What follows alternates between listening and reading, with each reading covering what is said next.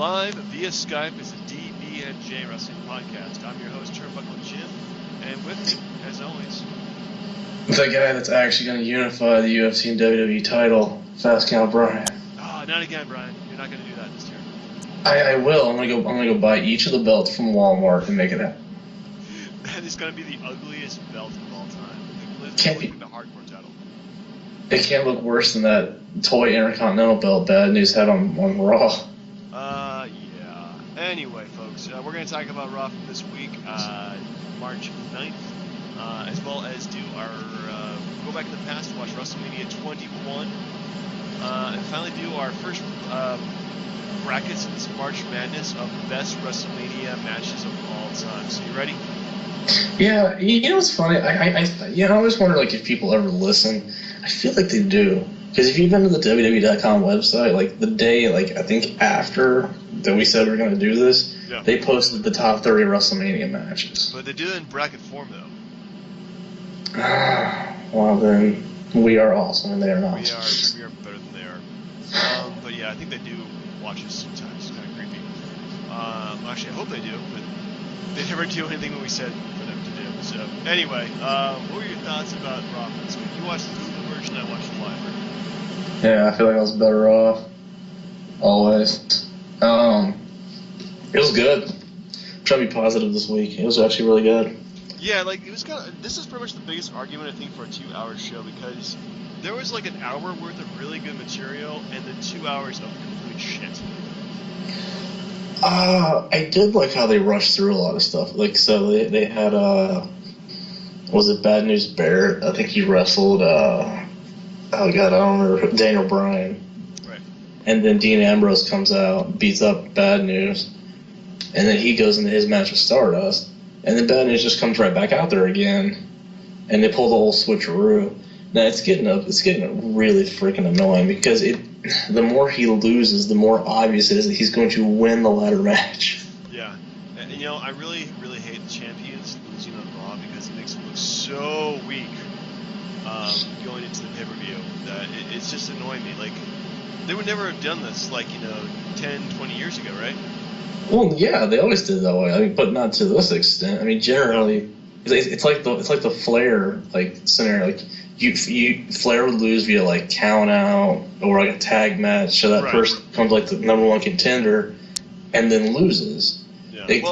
Champ loses except on pay-per-views, because if you keep winning, who's going to look strong enough that the fans will believe they can beat you? Yeah, that's true. But still, I just kind of hate Bad News Barrett losing so many freaking matches. The tag team champs lost as well. It's just kind of annoying. They didn't show that part. I didn't get to witness that. Okay.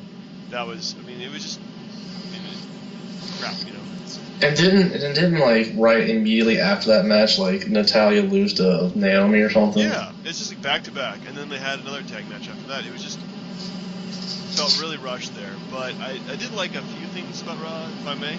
Oh, please, by all means. Paul Heyman segment with Brock Lesnar. I wish Lesnar would say something, anything. He just has to stand there and look imposing. That's all he needs to do. But Paul Heyman, honest to goodness, will put over any single match, just with his verbal acumen alone. He's a freaking genius. But the thing that gets me is they're paying him so much to show up so little that he does nothing. True. But he couldn't have come out in the main event and just beat the crap out of Roman Reigns or something? Yeah, that kind of irked me that he didn't do anything with Roman Reigns. Usually he'll get in a confrontation with somebody, but he didn't even touch Reigns. It was kind of, I don't know, maybe keep it all apart before WrestleMania may or may not be a mistake. But yeah, I do wish they had more interaction, but just having Paul Heyman's promo there was just freaking amazing. You gotta admit that. I guess. But it was fantastic. But it just seems like next week or the week after, it's just gonna be 2 hours of contract signings. Yeah, gotta get the legal process out of the way. I guess Undertaker signed his by setting Bray Wyatt's chair on fire. I think that was enough in Undertaker's mind. What did you think about this segment, by the way? It's good, but I think Paul Heyman kind of demeaned that whole angle. With the Undertaker not even coming back, being pretty much dead. Yeah, and then to the point where Bray Wyatt has to resurrect him from the dead. Just so you can bury him again. Yeah, it makes Bray Wyatt seem pathetic from what Paul Heyman said. Yeah, I gotta admit that it is kind of crappy they do that, but I think just in terms of the theatrics, it was pretty neat. Did you watch the Sting promo on the Hulu Plus? I watched it on Lords of Pain. Okay. I don't like how Roman Reigns did the voiceover for Sting. Yeah, the voiceover was kind of weird. It didn't sound like Sting at all. Like they deepened it and like modulated it or something. But I think this, like what he was saying, was pretty cool though. Honest, hand to God, if I'm wrong, tell me. But instead of saying "game on," how about say "it's showtime"? That was Sting's freaking catchphrase. Oh. Wasn't it? I don't think anybody remembers that anymore. You know, he would go "it's showtime" and go "woo" or something like that. And, yeah. I don't know. I hope this doesn't count as an appearance for him. I don't think so. It's not a lot of appearances. So he's got 3 more appearances, and there's 2+ weeks left of WrestleMania. Yep, pretty damn close. He better start showing up again. Oh, hey, did Triple H show up at all on your version of Raw? No, he didn't. I saw no Triple H. I only saw Stephanie when she came out and, like, you know, made Kane and Big Show look like a bunch of dumbasses. Well, they are a bunch of dumbasses. So it can be rated. True. She looked fantastic, by the way. Yeah, she always looks good. I cannot complain about that. It's just, it must be the surgically augmented breasts. Yeah, this is very true.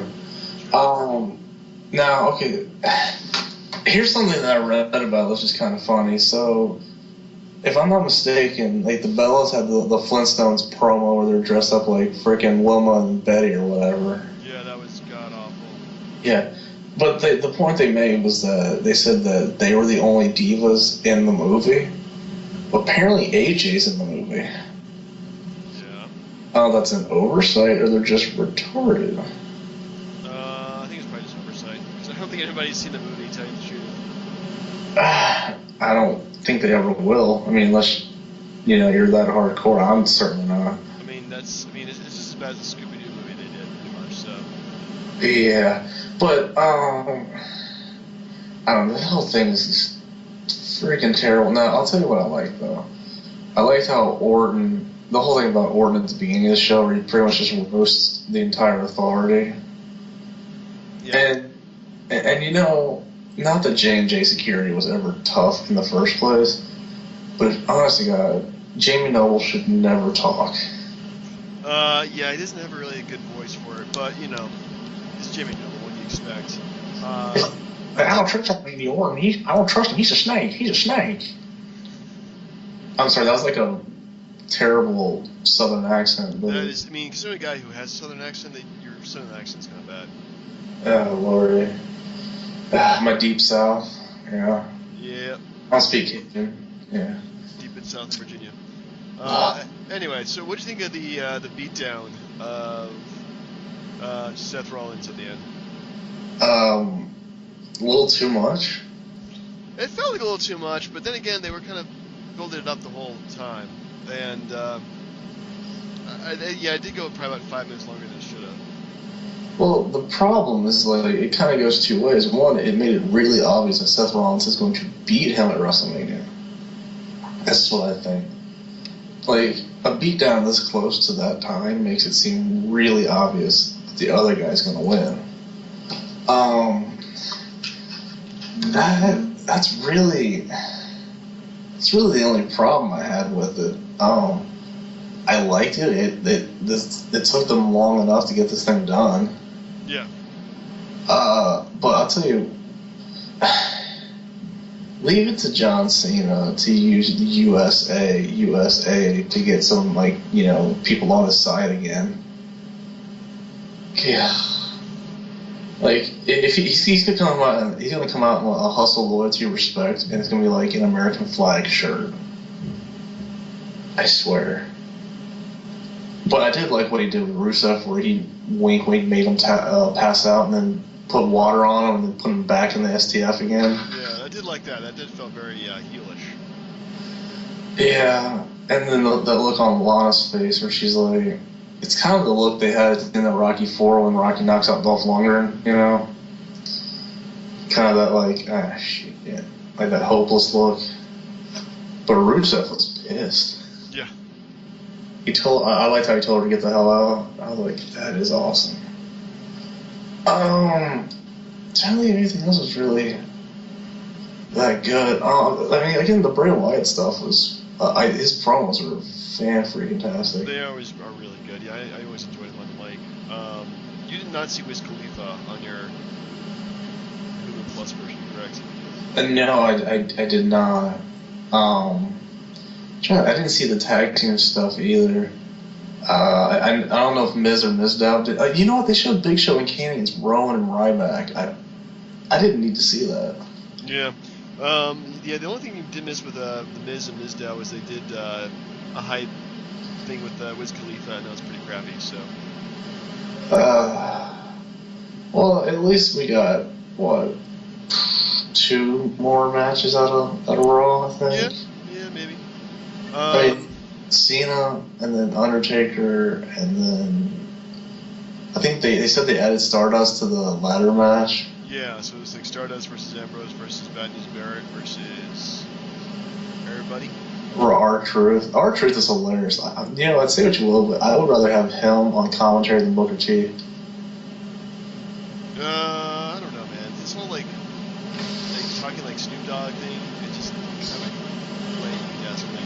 Well, it's not just them talking like Snoop Dogg. He's whacked out of his mind. It's talking about how he brought that sack out there to go, get some potatoes or something. And or the one time he kept calling Byron Saxton like coach. Like, you can't beat it. Anyway, so what would you give Raw in terms of letter grade? I would give it a B. B. Wow. To me, there was not enough good stuff to outweigh the bad stuff. So I think a B minus probably works well. We're trying to be positive here. The fact that we finally got some confirmed matches, I'm fine with it. Yeah, at least we have something to look forward to WrestleMania. So I'm looking forward to it to some degree, but I'm also very cautious in terms of what we're going to do for the next half a year or so with SummerSlam. Anyway, moving on. Moving on. Alright, moving on to WrestleMania 21. WrestleMania goes Hollywood. It goes Hollywood, April 3rd, 2005, from the Staples Center in Los Angeles. Do you remember the vignettes, where all the wrestlers did movie scenes? Yeah, I remember those were pretty good. Yeah, I don't know if you ever go back and watch any of those. Like the one where Stacy Keibler does the Sharon Stone from Risky, or is it Risky? Not Risky. No, it was from Fatal Attraction. Basic Instinct. Basic Instinct. Yeah. Where she did the leg crossing thing, and yeah. Yeah, that was pretty hot. But yeah, they had a lot of fun stuff there. Forrest Gump, Eugene, Braveheart with Triple H, and Ric Flair, Basic Instinct, Stacy Keibler, Chris Walk, Chris Jericho, and Christian. Two Good Men with John Cena and John Bradshaw Layfield, Dirty Harry with The Undertaker. Harry Met Sally with Kurt Angle and Christy Henry. Yep, and then the Taxi Driver with everybody else in the roster. Oh yeah, you talking to me? Are you talking to me? You must be. I'm the only one here. That's so cheesy, but there was at least 2 matches off this pay-per-view that I put on that list. Did you? Yeah, it was the start-off match and the main event, not the main event, but the match that should have main evented the show. Kurt Angle versus Shawn Michaels. That is correct. All right, well, let's go to the first match then. Rey Mysterio versus Eddie Guerrero. This was actually the start of the worst feud I think I've ever seen from 2 really good wrestlers. For guys who put on great matches, the feud itself is borderline retarded, if you pardon the term. Well, the thing was if you ever remember, I don't know if they were even trying to recreate their WCW stuff like they did with Benoit and Guerrero for a while, but it failed. I mean, it was a damn good match, but I think if I went back and did a drinking game, a shot, every time Ray adjusted his mask, I wouldn't make it to the end of the match. Yeah, he does that tons of times because he got the loose spinning mask in this one. It's distracting. It's just like it takes away from him because every time it's like he's got. It's the equivalent of like a wedgie, and you just can't fix it. Like, yeah, he can't fix the mask. But I mean, I liked the start of the angle. I just don't like where it went. Yeah, it went really, really stupid. But yeah, these two have a spectacular match though to start off the night. I can't say enough about these guys' wrestling acumen. So, If I'm not mistaken, this is the only time before, or that's the only time I think in the history of Mania where they had like tag team champions going against each other. Yeah, I think you're probably right. Just tag team champions fighting each other in general is very odd. But yeah, this is definitely a great way to start the night. So yeah, I can't say enough about it. Yep, A plus. Next up, we have the first Money in the Bank ladder match with Edge beating out Chris Jericho, Shelton Benjamin, Chris Benoit, Christian, and Kane. Which one is the odd man out of this list? In what way? Well, you mean like Benoit? No, because everybody else is still alive. Oh no, I think you meant like Kane because he was bigger than everybody. No, actually I think more like Shelton Benjamin because he never won the big one. Yeah, he was in the match like 5 times and didn't do it. Yeah. He's a glorified, spot person. Well, for being a glorified spot person, really works well in the ladder match for the obvious reasons.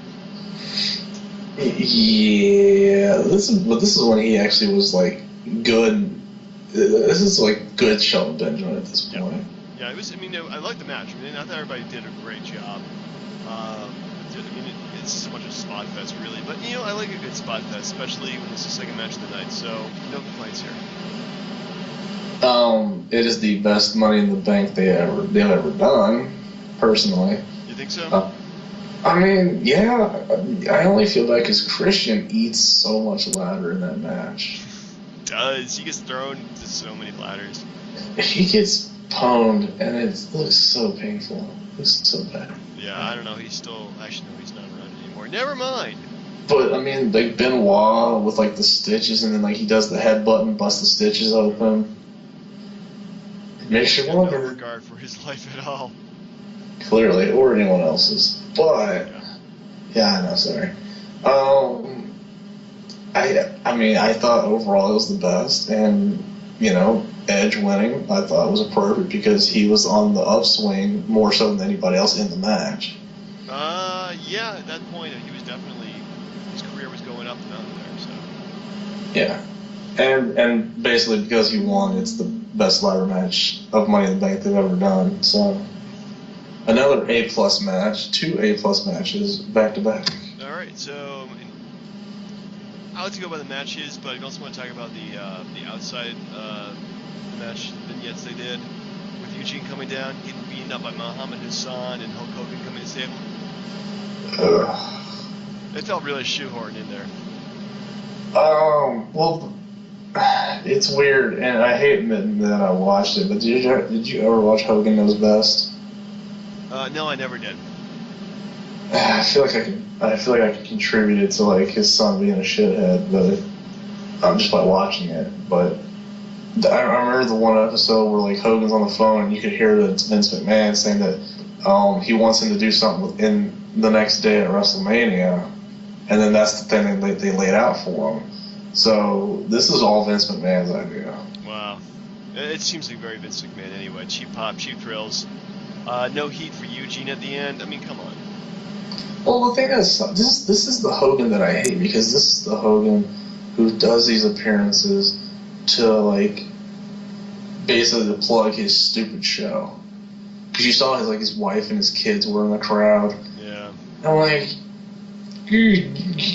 get away! Like too much Hogan family. I don't care about anyone else but Hulk. Yeah.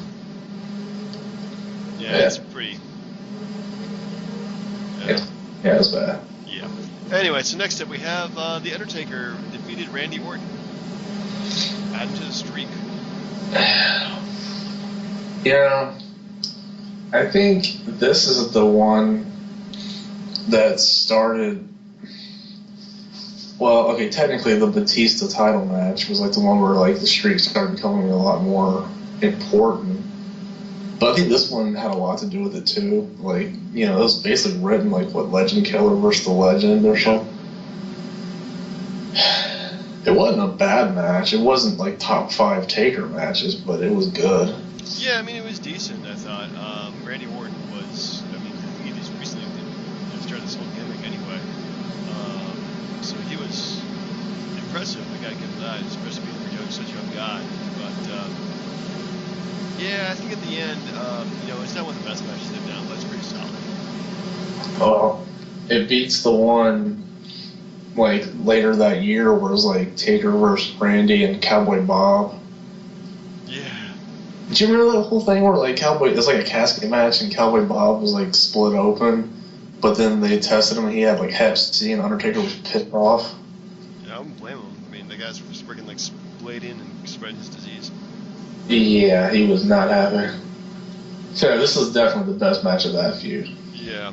Anyway, next up, we have actually kind of the first crappy match of the night. Trish Stratus defeating Christy Hemme to retain the WWE Women's Championship. I can't say enough how underrated Trish Stratus was to get a match out of Christy Hemme like that. That's like, it's like Undertaker getting a match out of Giant Gonzalez, I think. Or trying to. Such a god-awful match, but basically it was just, hey, look at my ass, look at my boobs. That's all the match was, is boobs. Pretty much. Yeah, I never was a big Christy Hemme kind of guy anyway, so, and she just happened to be the latest person to close for Playboy, so they decided to put her in the match. You know, that was not worth it at all. Trish looked fantastic with a little tuxedo or the suspenders. And yeah, Trish, she always looks like $1 million. Yeah, but looking at this match, it makes you appreciate the following year when they get it right with the Mickie James feud. But yeah, that was so good. But yeah, this not so much. Anyway, next up we have the match of the night: Kurt Angle defeating Shawn Michaels via submission. And actually a freaking long match, 27 minutes and 25 seconds. Yeah, I remember reading in HBK's book. He said like the match went like 7 minutes longer than it was supposed to. Really? But yeah, but when they got to the back, the dudes were like, yeah, who gives a shit? It was that good. Oh, it was great. Yeah, this is like honestly the best. I mean, probably one of the best WrestleMania matches ever. We'll debate that soon enough. But yeah, I mean, these two guys. I mean, honestly, probably the two most talented people who ever been in the ring, going at it for close to half an hour. It's just fan-freaking-tastic. I do have one issue. It's not with the match, but like in general, like the reason like HBK has so many good matches is because he didn't really have a whole lot going into these feuds. Like this one, it was just like his basic build is like the two of the best wrestlers of all time, just going at it, and then that's all it was. It's like, of course they're going to put on a wrestling clinic. This is their chance to do so. But other than that, it's like a freaking triple plus match. Oh yeah, no complaints at all. Next up we have a match. Well, actually, they did Piper's Pit before this, right? I think so. I mean, you have to do something to like, you know, you can't just go from that to really bad title matches. I thought it was good. I mean, I wish I had the unedited version where Piper yells bullshit. Yeah. I love that part. But, I mean, what were they expecting? Piper's old as crap, and Austin's beat up. So they weren't going to get, like, you know, them fighting each other. It's just them, like, jaw-jacking and slapping each other. Well, but Carlito saved it. If it wasn't for Carlito, it would have been a complete disaster. I mean, Carlito tries to spit the apple at Piper. Piper grabs the apple, eats it, and spits it back at Carlito, and then they start fighting. And all right. Well, runs both of them. Drinks beer and walks away. All right. Well, so anyway, not an A+ segment. No, definitely not. Speaking of another non-A+ segment, we have Akibono versus The Big Show in a sumo match. We're gonna skip that part, folks. I guess if people want to look it up, just Google Big Show's ass or something. It's Big Show and a sumo thong. Yeah, it is as that is. Oh my god, so bad, so bad. Anyway, Do you think he ever went to Vince and he's like, "This is your idea? Well, can we just go back to you guys saying Andre the Giant was my dad?" I think that's time is the best, man. The fans are smarter than that. We all know that Andre the Giant had no kids. Yeah, he did. He had like a daughter, maybe. Yeah, he had a daughter. Yeah. Yeah. Anyway. But yeah, even she couldn't save this. No, she couldn't. Her score thing and his daughter, I'm sure, is quite looking. Anyway. So next up we have John Cena defeated JBL to win the WWE Championship. I thought this was probably one of the worst Cena matches I've seen in a while. That's saying a lot. That's like saying it's the smelliest of the turds he's ever put out.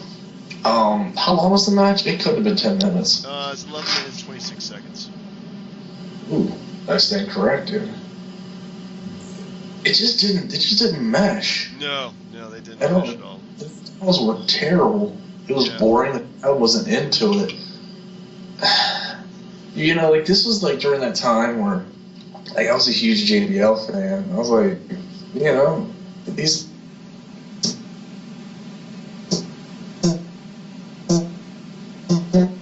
I'm sorry, good for him. Yeah, you were just breaking The up there. second Cena changed his music to that god awful crap he still plays today. Hello? Yep, I'm with you, man. Can you hear me now? Yeah, you're fine. Joyous Hello? Yep. Hello? You can hear me now? No issues? Can you hear me? Yeah. Okay, good. You can hear me. I can hear you too. Excellent. Now that we're back. Yeah. I was just saying, like, once his music, you knew he was going to win the belt. I mean, like, who changes their music? Who's ever changed their music and didn't win a championship? It's ridiculous. I can't think of a single guy, but yeah, honestly, yeah, these guys had no chemistry together. They just did not click at all. The match just looks kind of clumsy, if you ask me. I'm not a big fan of this match in any shape or form. So yeah, it's not a good way to start John Cena's WWE title run. Yeah. Was it ever weird to look at that belt and be like, holy crap, that's what it used to look like? Oh god, dude, changing his music and using the fucking spinner belts, like, honestly, are the stupidest shit ever. Like, that is just when he completely lost it for me. Like, I was not a big Cena fan after that. I'm just like, I can't defend this guy. The spinner belt grew on me after like 2 years. Ugh. Well, mainly because after like other guys won it, they still kept it. Still kept the spinner belt, but it didn't spin anyway. I'm so glad they stopped doing that. Where were we? Sucking with JBL. Yeah. Let's move on to the main event. Batista defeated Triple H for the World Heavyweight Championship. Another terrible main event. It's not as bad as the match prior to it, but it's pretty bad. It speaks to Triple H's ability to get Batista through that match. Yeah, Triple H was like really the guy who moved this match, honestly, because Batista looked terrible. But Triple H sold like a pro and was able to put him over. So, of course, then again, he's putting over one of his own guys. So what does that say, really? I mean, still building up to it was decent. I mean, I'm not going to say that it was a building up to it horrible was great, gimmick. Yeah, no, it was definitely not what I would call the main event at all. Definitely not. So, yeah, I mean, I'm glad they not a fan, but. So they had a lot of good matches to start with, and then it just kind of gets crappy towards the end. So, how would you rate this period, grade-wise, sir? I still give it an A. Still give it an A? I do. I'll go with an A+. like, honest to God, like, the Eddie and Ray match, the HBK Angle match, and Money in the Bank outweigh the crap that was the rest of the card. Yeah, but the thing is, like, in order for me to see it as a successful WrestleMania, the main event has to be at least like a solid B, if not, an A. So, yeah, I don't know. Sometimes I think they just try too hard, and that's what it ends up with. I never thought about why, but because I'm thinking about like the John Cena Miz match, and I'm like, that sucked, and that WrestleMania sucked. Yeah, that was terrible. That was a bad WrestleMania. But yeah, I guess. And then when The Rock and Cena fought for the second time, that was a bad. I get it. Yeah, I missed that one. Thank goodness. I think I guess got lots of interest in there. Doing the whole. They're spot on. So anyway, why don't you do our bracket of the first time matches in WWE WrestleMania history? Yeah. Yeah, keep in mind, these are 90-100, like, my opinion on it. I'm sure if you went back and looked, there would be a discrepancy here or there. But I'd like to think that, in my opinion, I'd try to be as fair as possible here. That these are, like, the best matches that they've ever had. I'm sure it's subjective, and if anybody's listening, feel free to tell us that I was wrong and which ones were better. Yes, feel free to do so, folks. Well, let's see. I kind of call them regions, but I guess they're brackets, whatever. Let's see. So in the yes region, the first match was Kurt Angle and Eddie Guerrero from WrestleMania 20, and Daniel Bryan and Triple H from WrestleMania 30. I'm actually going to go with Daniel Bryan and Triple H. I thought it was just a better storyline to the match, and it's Daniel Bryan, so you can't go wrong with him. It's tough, man, because like I didn't think their styles meshed at all. But I mean, the other two guys were Hall of Fame guys. It's tough, but I do agree with you. I do agree. I think it's actually a lot tougher of a choice because again, I thought Eddie and Kurt did a damn good match, but you are spot on. It's there. Excuse me. All right, so what else we got here? We have WrestleMania 29, CM Punk and The Undertaker. And the other matchup is WrestleMania 12, Bret Hart and Shawn Michaels in the Iron Man.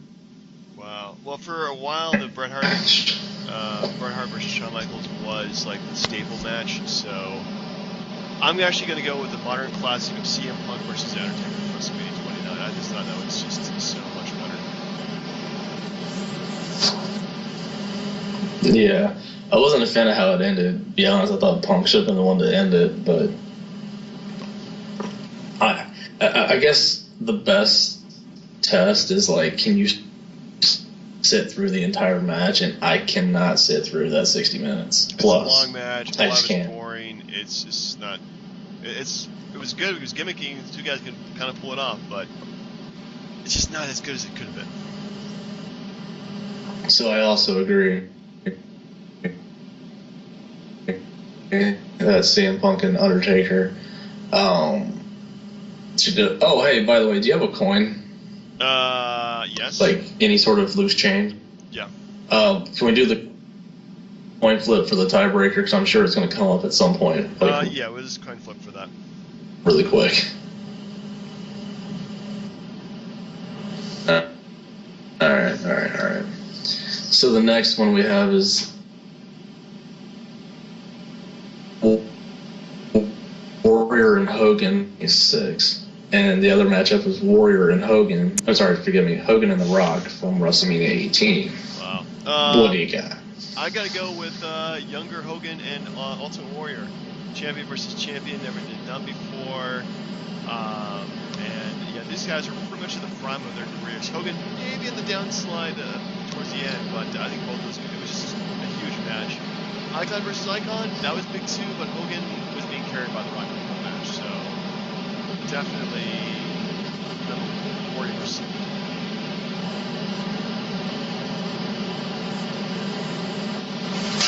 God, this is tough. It really is. Hello? Yeah, I'm still here with you, man. Hello? Can you hear me now? Yeah, I can hear you fine. Yeah, because it keeps flashing connection problems, so I have no idea. Yeah, Skype problems, folks. It's tough because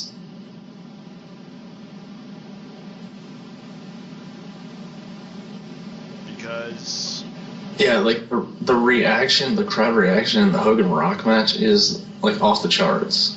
Yeah, it's as far as like overall, like Hogan got a better match out of the Warrior than the Rock got out of Hogan. Yeah. So WrestleMania 6 wins. Okay. No offense to Hogan and the Rock, but that's what it is. All right, now this one we got WrestleMania 3, Savage and Steamboat, and WrestleMania 27, CM Punk and Randy Orton. What you got? I'm gonna go with the original classic of WrestleMania 3, Savage versus Steamboat. I think that which was the first like really good WrestleMania match that everybody talked about. Yeah. I mean, what'd you think of the other match, though? I thought it was good, but I've seen better from both these guys, so it wasn't as I don't know. It felt like shorter than it could have been, and I don't know, just missed like some kind of something to it that I just can't describe.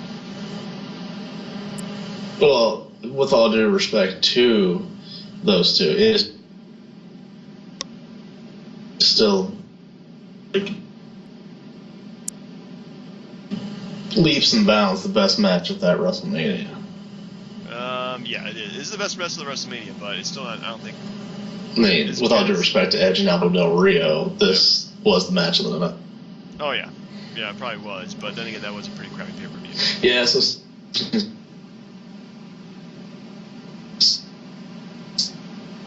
Steamboat wins. Oh yeah. All right, so we're moving on to the one behind the 21-1 region. Very creative.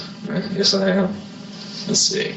We have WrestleMania 19 of Kurt Angle and Brock Lesnar, and WrestleMania 15, the first Austin versus Rock match. I'm gonna go with Lesnar versus what you got? Angle. That's probably one of the best championship matches ever. I'm actually going to disagree, sir. Oh. I thought Austin and The Rock was like by far like the better match because like those two guys were delivering. The business was like super hot at the time, and freaking the botch spot by Lesnar where he damn near breaks his neck. Yeah, that was pretty painful. Like, yeah, that was hard to watch, and Angle was busted up too. I think his neck was broken in the match also.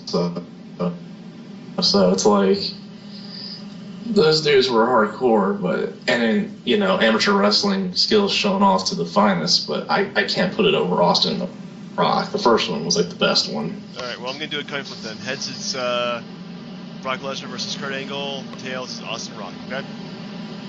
Fair enough. Alright, even though nobody's watching this coin, I'm being completely honest when I say it's heads.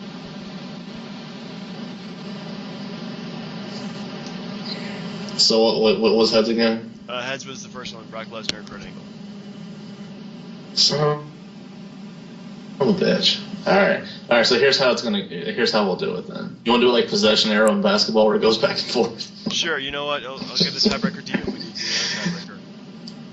Outstanding. Next one, and my up on this one is from WrestleMania 17, TLC 2 versus WrestleMania 5, Savage versus Hogan. I'm going to go with TLC 2. I mean, that is just one of the best matches ever. I also have to say that I know you like Savage and Hogan, but there's no way it goes over TLC 2. No, TLC 2 is just... There's just no way. It's a spot fest, but my God, it's probably the most entertaining spot fest of ever any match, really. Definitely love that match. It was, without a doubt, like the pinnacle of the tag team division, because it wasn't any better until that point, and it got a lot worse after that point. Agreed. Yeah, it was pretty much the best they've done. And between the 99 to 2001, I think it's probably one of the best. eras of tag team wrestling they've had. Yeah. So with all due respect to like the Mega, there's no chance. Yeah. Although it is a good match, I did catch it like a few minutes ago. Very underrated. Okay, let's see, next one. Next one, I initially had as HBK versus Cena, but as make a couple changes here and there, that was substituted for the HBK Kurt Angle match we just talked about. And in the other matchup, it's Undertaker versus Kane from WrestleMania 14. I'm gonna go with Kurt Angle versus Shawn Michaels. No love for Undertaker and Kane. I just think it doesn't hold up that well. It's two big guys fighting each other out, and HBK versus Kurt Angle is honestly technically much better match to watch. True. The only advantage I would give the Undertaker was that match had had way more of a build up to it. Oh yeah, that had a huge build up to it. Like they spent like half a year building. Actually, they spent almost a year building up to that match. Think about it. Pretty much, yeah. Yeah. So I mean, I give build up wise definitely better, but in terms of execution, Kurt Angle versus Triple H, HBK.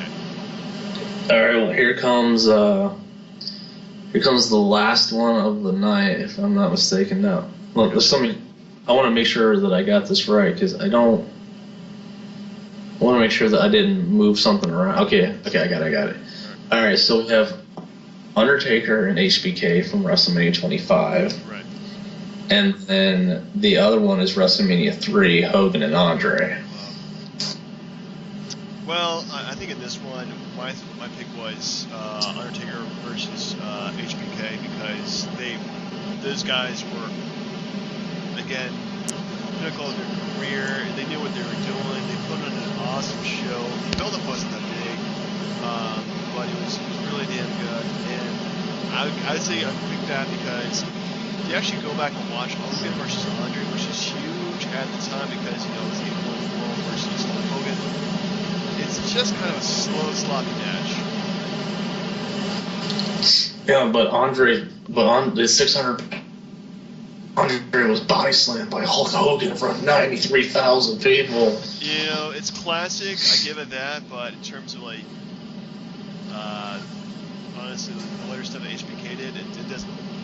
Right. Well, as far as impact, Hogan and Andre the biggest impact. Huge impact. Yeah, no arguments there. I'd like to think because without that match, I don't think it would have. WrestleMania is pretty much built off of Hogan and Andre, I think. Oh yeah. But yeah, no, Undertaker HBK all the way. So that's good for we are good for these first two rounds. Yeah, we are. Next rounds we have more watching for me to do, and then next week we'll go ahead and do the next set of matches, and then I guess at that point the week after that we'll do our final champion. Yeah, and I mean, there's a lot of good ones because from what I'm looking at, there's like Bret and Owen. You got Austin and The Rock, the second match. Yeah. Which no, actually I took that out. I'm sorry, I took that out for Edge and Undertaker. But then you got Austin and Rock 3, Warrior vs. Savage, Edge and McFoley, the second Undertaker HBK match. There's a lot of good stuff in here. Oh yeah, it's gonna be a fun. Without a doubt. Now I would like to give you an option. Okay. Because I feel like there's mission. So I'd like to offer this to you quickly now before we do anything else. The Michaels Jericho WrestleMania 19 match. Fantastic match, probably the best match. But I feel like there's too many HBK matches on here, right? So I'm going to give you the option of 2 HBK matches, and you have to cut one of them. Okay. Did we already cut WrestleMania 20 HBK Triple H and Benoit? We did not. Okay, we're cutting that match.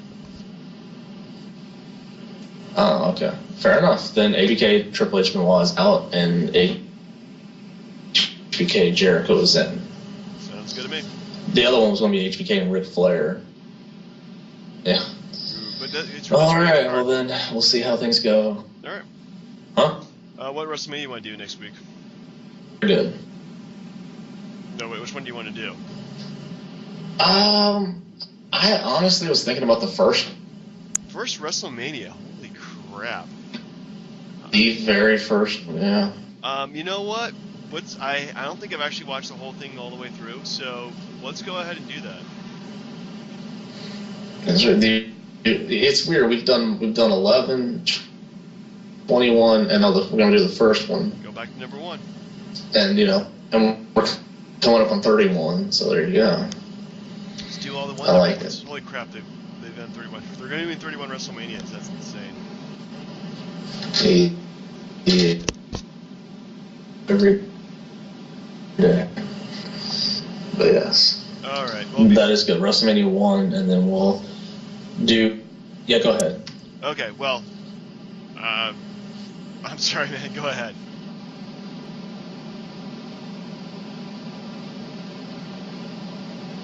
Hello, Brad.